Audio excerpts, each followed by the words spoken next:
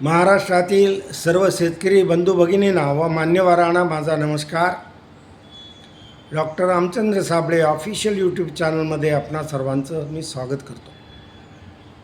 आपण आता हवामान अंदाजाबद्दल थोडक्यात माहिती घेऊया.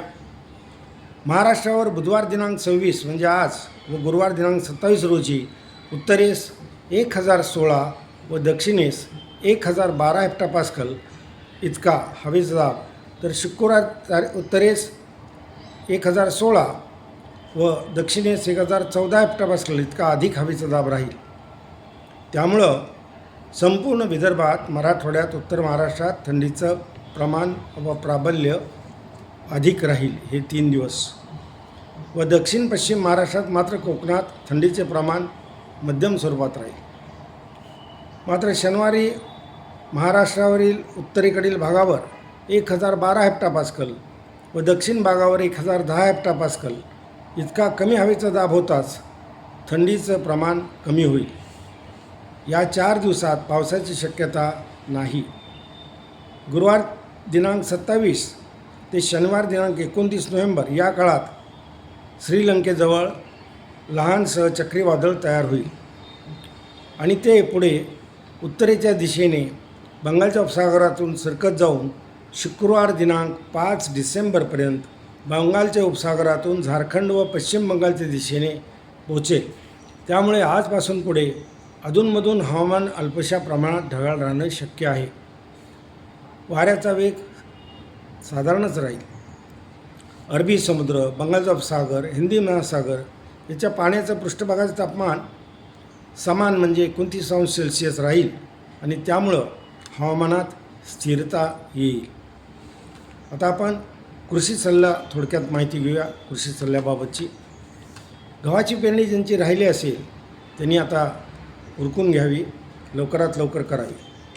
जनावरं थंडी असल्यामुळं शक्यतो शेडमध्ये बांधावीत आणि वेळ पडल्यास बाजूनं झाप देखील लावावीत.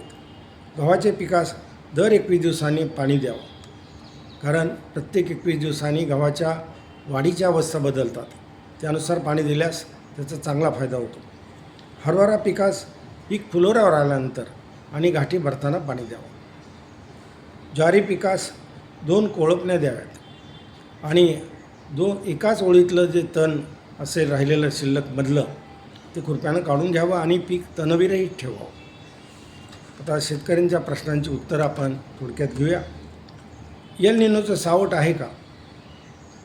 प्रशांत महासागराचं पाण्याचं पृष्ठभागाचं तापमान पेरूजवळ 15°C आहे, तर इक्वेडोरजवळ ते 25°C आहे. सध्या तरी एल निनो किंवा ला निनाचा प्रभाव नाही. पूर्ण रेणापूर तालुका दुबार पेरणी संकटात आहे असं कळवलं आहे.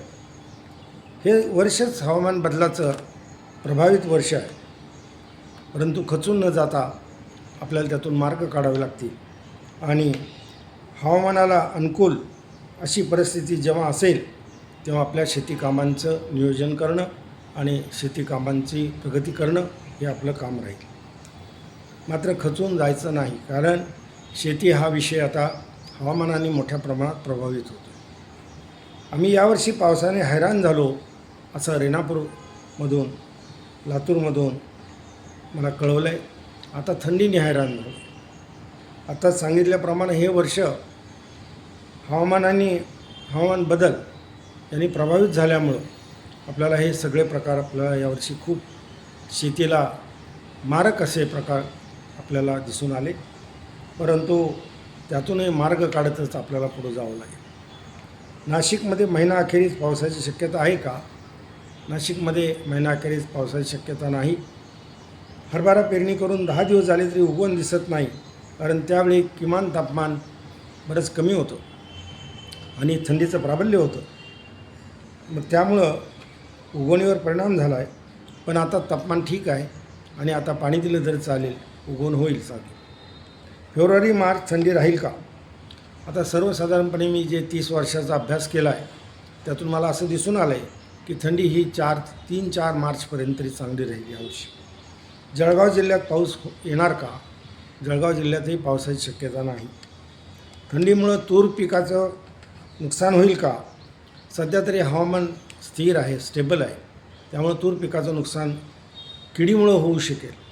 किडीपासून संरक्षण करणं तूर पिकाचं हे आपलं मुख्य काम राहील. शेंगा पोखरणारी अळी असेल तर त्याचा बंदोबस्त करणं हे एवढं आपण काम हातात घ्यावं. लातूरमध्ये पाऊस होईल का? लातूरलाही पाऊस होणार नाही आहे. पसरड गवतावर कोणतं औषध मारावं? ग्लायफॉसेट हे हरळी, लोहाळा ह्या तणनाशक तणांना चांगलं प्रकारे कंट्रोल करतं. ग्लायफॉसेट किंवा ग्लायसेट हे बाजारात उपलब्ध आहे. त्याचा वापर पसरणारे जे तण आहेत, हरळी असेल, लोहाळा असेल, त्यांना ते चांगलं मारक ठरतं. त्याचं योग्य प्रमाण वापरावं आणि तण नियंत्रण करावं. डिसेंबर महिन्यात ऊस लागवड करावी का? डिसेंबर महिन्यात ऊस लागवड करू नये, कारण त्याचा उगवणीवर परिणाम होतो. किमान तापमान थंड असतं, जमिनीचं तापमान देखील थंड असतं. तापमान हा उगवणीच्या दृष्टीनं फार महत्त्वाचा घटक आहे. घाई करू नका. 14 जानेवारीनंतर आपण ऊस लागवड केव्हाही करा, त्याला सुरू ऊसाची लागवड असं म्हटलं जातं. आता काही शेतकऱ्यांचे अभिप्राय माझ्याकडे आले. प्रशांत यजगिरे कळवतात की माझ्या गावात तुमचे अंदाज 100% खरे ठरले, ज्यामुळे पीक नियोजन केले व खूप फायदा झाला. धन्यवाद प्रशांतजी. लहूमुळे कळवतात की माझे हवामान अंदाज खूप उत्तम व उपयुक्त असतात. लहूजी धन्यवाद. भाऊसाहेब भगत कळवतात की 1 नंबर माहिती मी देतो. भाऊसाहेबांनाही धन्यवाद. गजेंद्र अंबिके यांनी मला देवमाणसाची उपमा दिली. गजेंद्रजींनाही धन्यवाद देतो.